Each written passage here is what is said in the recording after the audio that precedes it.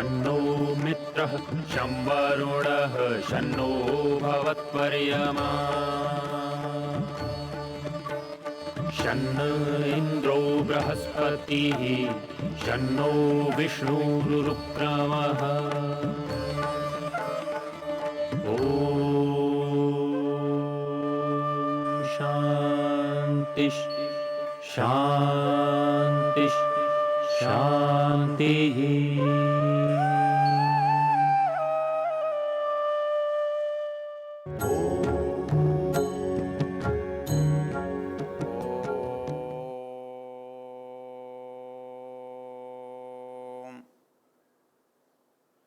हम यजुर्वेद के 34वें अध्याय के शिव संकल्प मंत्रों की बात कर रहे हैं।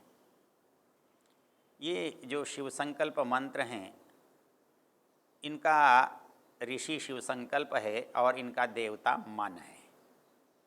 तो मन देवता जब हम कहते हैं तो हमें एक बात का पता लग जाता है कि इन मंत्रों में किस विषय की बात कही गई है, कौन सी चर्चा है। तो मन की चर्चा है। मन के विषय में वेद में बहुत स्थानों पर मंत्र आए हैं। परोपे ही मनस्पाप किम अशस्तानि शंससि न त्वाम कामये गिरा वृक्षाम वनानि संचर गोषु गृहेषु मे मन। अर्थात मेरे अंदर जो मन है, इसके अच्छे बुरे करने की जो बात है, उसके लिए वेद कहता है परोपे ही मनस्पाप। हे मेरे अंदर मन में रहने वाले जो पाप हैं, बुरी भावनाएं हैं, कुविचार हैं, परोपे ही हट जाओ, दूर हो जाओ। किम अशस्तानि शंससि, अरे ये बेकार की बातों को क्यों सोच रहे हो, ये गलत बातों को क्यों विचार रहे हो। अशस्तानि शंससि, जो शस्त नहीं है, प्रशस्त नहीं है, अच्छे नहीं हैं, जो कल्याणकारक नहीं हैं, उनको आप क्यों सोच रहे हो। न त्वाहम कामये गिरा, मैं तुझे नहीं चाहता, मैं तुझे पसंद नहीं करता, मैं वाणी से भी तेरी बात नहीं चाहता। वृक्षाम वनानि संचर गोषु गृहेषु मे मन, तुम जाओ कहीं अकेले में जाओ, जहाँ कोई नहीं है वहाँ जाओ। मैं तो समाज में, मैं अपने साधनों में, मैं अपने पशुओं में, मैं अपने परिवारजनों में, मैं समाज में विचरण कर रहा हूँ। तो ये जो मेरा विचरण है, ये कैसा होना चाहिए। कहता है अशस्तानि, जो मन के दुर्विचार हैं वो इसमें नहीं होने चाहिए। इसके लिए हम जब दूसरे मंत्र की चर्चा कर रहे हैं, येन कर्माण्यपसो मनीषिणो यज्ञे कृण्वन्ति विदथेषु धीरा, यही यहाँ ऋषि दयानंद ने जो दो शब्द दिए हैं, यज्ञेषु और विदथेषु।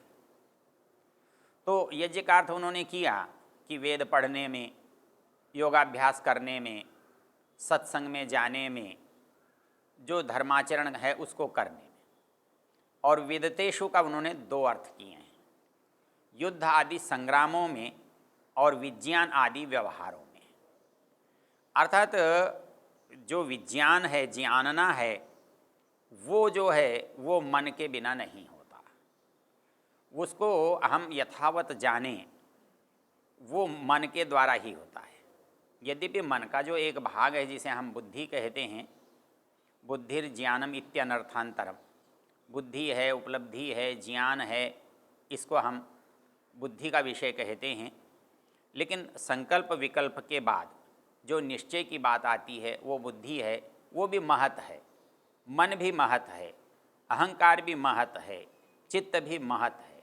तो इसलिए सृष्टि का जो सबसे सूक्ष्म तत्व है महत, उसी के ये सब विभाग हैं।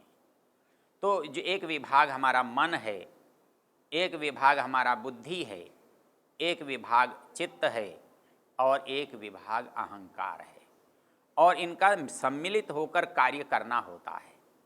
तो एक के हम सुधारने से बाकी को आप सुधार लेते हैं। क्यों कि सुधारने की बात बुद्धि के स्तर पर नहीं है, सुधारने की बात चित्त के स्तर पर नहीं है, सुधारने की बात अहंकार के स्तर पर नहीं है, सुधारने की बात मन के स्तर पर है।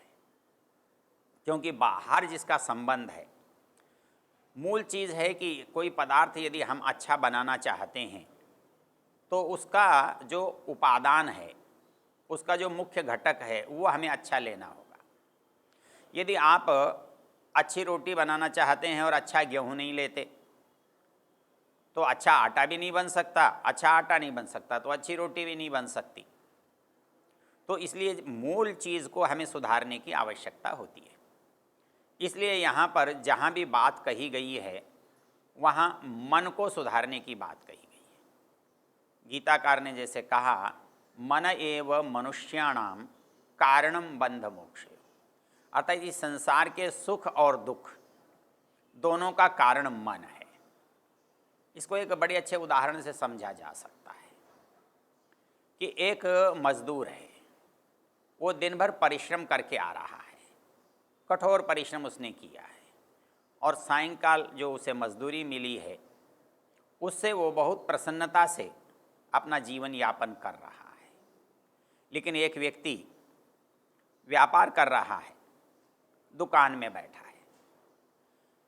मैं एक बार एक दुकान पर बैठा हुआ था, व्यापारी है। उस दिन अप्रैल था, पहली तारीख थी। उस दिन बजट संसद में पेश किया जा रहा था। थोड़ी देर में वो बहुत प्रसन्न हुआ, कहने लगा देखो अमुक अमुक चीज़ों के दाम बढ़ गए, इससे अपने को लाभ हुआ। मैंने कहा सेठ जी आज तो बहुत अच्छा दिन है, आपको बहुत लाभ हुआ। अरे बोले क्या लाभ हुआ, 20-50 हज़ार का लाभ कोई लाभ नहीं होता, 10-20 लाख होता तो कोई बात भी थी, इस थोड़े से लाभ के लिए क्या सोचना। एक व्यक्ति जिसके पास कुछ नहीं है वो प्रसन्न हो सकता है, और एक व्यक्ति जिसके पास सब कुछ है वो दुखी होगा। तो इसका संबंध किससे है, वस्तु से है या उसके सोचने से है? तो पता ये लगता है कि वस्तु से नहीं है। यदि वस्तु से होता तो जिसके पास वो वस्तु होती उसे सुखी होना चाहिए। हम समझते हैं कि हमारे पास कोई वाहन हो जाए तो हम सुखी हो जाएंगे, हमारे पास कार हो जाएगी तो हम सुखी हो जाएंगे, हमारे पास अच्छा एक मकान हो जाएगा तो हम सुखी हो जाएंगे, हमारे पास बहुत बढ़िया वस्त्र हो जाएंगे तो शायद हम सुखी हो जाएंगे। एक बार हमारे एक प्रोफेसर साथी कॉलेज में पढ़ाते थे, उनका बच्चा बड़ा होकर जब नौकरी पर जाने लगा तो एक साथी ने, एक हमारे मित्र के साथी ने बच्चे से पूछा तुम क्या करोगे? बोला जब मुझे तनख्वाह मिलेगी तो मैं बहुत सारे कपड़े सिलवाऊंगा। तो उसके मन में जो एक ही अधूरी इच्छा है, वो अधूरी इच्छा है कि मैं बहुत तरह के कपड़े सिलवाऊंगा और जब मेरे पास पैसे होंगे तो मैं उन कपड़ों पर पैसे खर्च करूंगा। लेकिन आवश्यक तो नहीं है कि दूसरा भी ऐसा ही करेगा, तो उसकी प्राथमिकताएं बदल जाती हैं। तो सुख और दुख सामान्य रूप से हम समझते हैं कि वस्तु से होता है और इसलिए हम प्रयत्न करते हैं वो वस्तु मिल जाएगी तो हम सुखी हो जाएंगे। इस बात को यदि समझना हो तो एक सुंदर प्रसंग है, वो अपने संस्कारों के क्रम में आता है। संस्कारों के क्रम में जब विवाह में सप्तपदी कराई जाती है तो वहाँ दो बातें बहुत अलग तरह से कही हैं। उनमें एक बात सुख की अलग तरह से कही है और सुविधा की बात अलग तरह से कही है।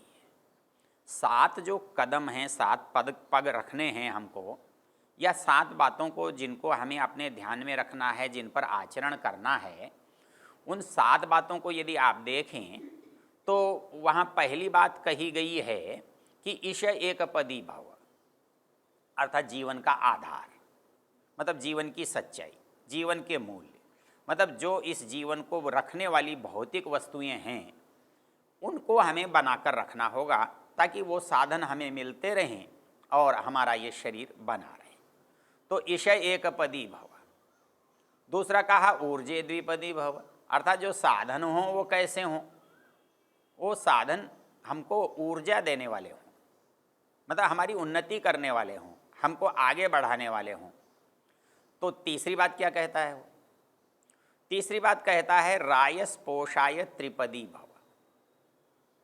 अब यहाँ सारे साधन आ जाते हैं, अर्थात हमारे पास आवश्यक है हम स्वस्थ हैं, हम प्रसन्न हैं, तो हम असुविधा से बचें, ये दुनिया की बात है।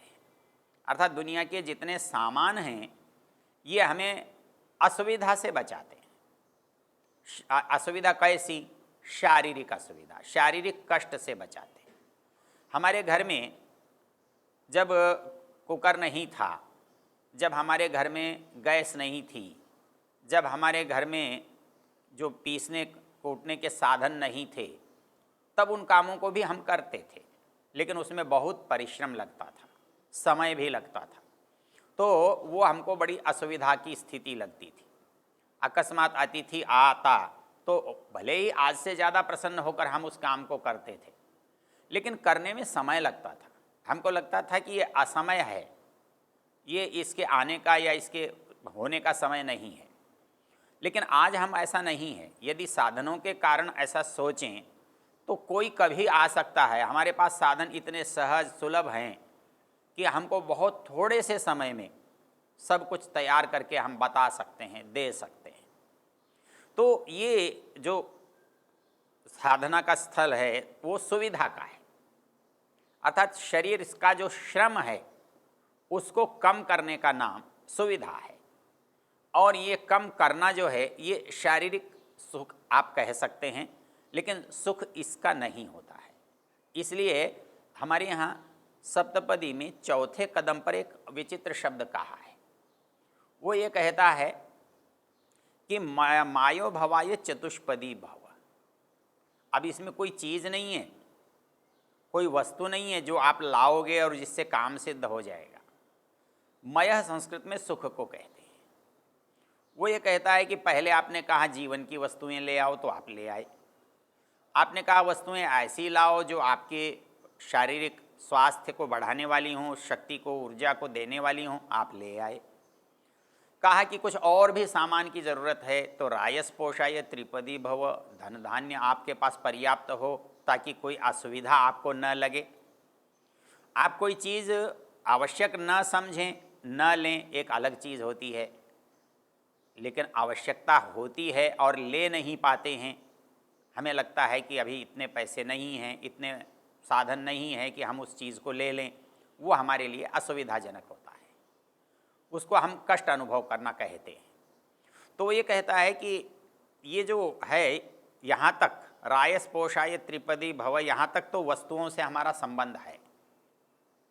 लेकिन जो ये चौथा वाक्य है ये कहता है मायो भवाय चतुष्पदी भव, ये तुम सुख के लिए चौथा कदम रखो, तो यहाँ तो कोई वस्तु ही नहीं है।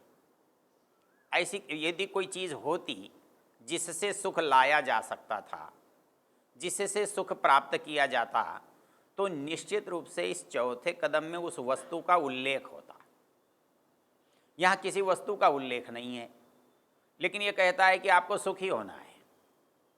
और ये चौथा कदम, चौथी सावधानी, चौथा प्रयत्न आपके सुख के लिए है। अब कैसे सुखी होगा? वस्तु तो कोई नहीं है, फिर सुख कैसे मिलेगा? क्यों? सुख इसलिए मिलेगा, वस्तु का संबंध वस्तु से है। वस्तु शरीर है और शरीर के सुख के लिए वस्तु की अपेक्षा है। शरीर सुखी हो गया मान लेंगे, लेकिन जो इस सुख की बात कर रहा है वो मन की है। तो वो मन की दशा किसी वस्तु से बनने वाली नहीं है, मन की दशा मन से बनने वाली है। अर्थात वो ये कहता है कि तुम एक बात सदा चिंतन में रखो, व्यवहार में रखो कि तुम्हारे अंदर कहीं से दुख का प्रवेश न हो, कहीं से कोई दुख की बात तुम्हारे अंदर पैदा ना हो।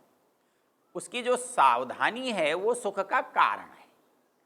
अर्थात दुख पैदा होता है हमारी अनिच्छित वस्तुओं से, अनचाही चीज़ों से, अनचाहे विचारों से, न चाहे गए भयों से। तो वो जो परिस्थितियां हैं असुरक्षा की, वो जो परिस्थितियां हैं अभाव की, वो जो परिस्थितियां हैं कष्ट की, हमें ये चिंता करनी होगी, हमें ये ध्यान करना होगा कि हमारे अंदर कहीं से भी दुख का कोई प्रवेश न हो। अब दुख का प्रवेश न हो ये वस्तु पर निर्भर नहीं है, तो किस पर निर्भर है? ये यहाँ कह रहा है मन पर निर्भर है। मतलब मन में कोई बात ऐसी नहीं आनी चाहिए जो मेरे लिए दुख का कारण हो। कैसे हो सकती है? मेरे लिए मन में दुख का कारण कोई चीज़ कैसे हो सकती है? बहुत आसानी से हो सकती है। यदि मुझे ये लगने लगे कि कोई मेरे पर संकट आने वाला है, तो मेरे मन में एकदम दुख का भाव हो जाएगा, चिंता का भाव हो जाएगा। मैं यदि ये अनुभव करूं कि मेरे मित्र में मेरा विश्वास कम हो गया है, उस पर, मेरी अधिकारी पर मेरी आस्था कम हो गई है, निश्चित रूप से मैं कष्ट में चला जाऊंगा। और ये दशा मेरे मन के द्वारा होगी। तो मुझे जो सुख का उपाय करना है उसका आधार मेरा मन है, और ये मन के द्वारा मैं उस सुख को पा सकता हूँ। इसलिए जो चौथा कदम यहाँ उठाया है कि जिसमें कहा मायो भवाय, तुमको यदि सुखी रहना है, यदि तुम सुख चाहते हो, तो तुम्हें सुख के लिए सोचना होगा। जैसे तुम मकान चाहते हो तो मकान के लिए सोचते हो, मकान के लिए सोचते हो तो साधन भी जुटा लेते हो, साधन जुटा लेते हो तो चीज़ बन भी जाती है, छोटी हो बड़ी हो, अच्छी हो बुरी हो। तो दुनिया में कुछ भी करने के लिए उसके बारे में सोचना होगा। तो वेद कहता है तुम सुख चाहते हो, और सबसे विचित्र बात क्या है, सुख के बारे में सोचते ही नहीं हो। कभी सुख का चाहो और न सोचो तो ये कैसे माना जाए कि आप सुख चाहते हो? आपने जो जो चीज़ चाही उसके बारे में आपने सोचा और आपने उसे किया, किंतु हमारे साथ सबसे बड़ी विचित्रता है कि हम सुख के चाहने पर विचार नहीं करते। हम सुख चाहते हैं आ जाए, लेकिन वो सुख कैसे आ जाएगा वो सोचते हैं हम वस्तुओं से आ जाएगा, लेकिन शास्त्र कहता है वस्तु से आता तो सबके पास आना चाहिए था।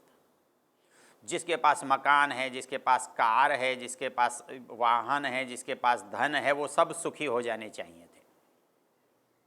यदि धन से, वस्तु से सुख आता तो दुनिया में किसी को दुखी होना ही नहीं चाहिए था। लेकिन विचित्र बात तो ये है कि जिसके पास राज्य है वो भी दुखी है। दर्शन में एक बड़ा अच्छा सूत्र आता है सांख्य में, न कुत्रापि को अपि सुखी। अर्थात इस संसार की सबसे बड़ी विचित्रता और विशेषता है, कहीं पर भी कोई भी सुखी ही नहीं है। अर्थात ये संसार जो है जिसकी हम कामना करते हैं, यदि ये सुख का आधार होता, ये सुख दे सकता, तो दुनिया में भगवान किसी को दुख देता ही नहीं, क्योंकि सारे सुख यहीं पर सुलभ हो जाते, वस्तुओं से मिल जाते, पैसों से मिल जाते, चीज़ों से मिल जाते। लेकिन मन सुख का उपाय और साधन होने से, इसलिए वेद कहता है कि मन को यदि आप शिव संकल्प वाला, सुख संकल्प वाला बनाएंगे तो ही आप सुखी होंगे। ओ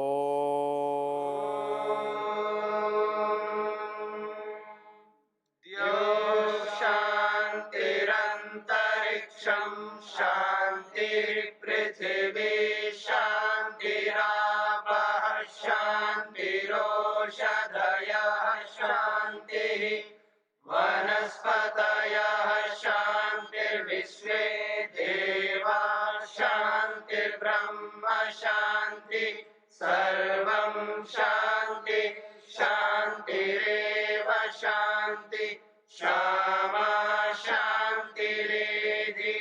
ॐ शान्ति शान्ति शान्तिः।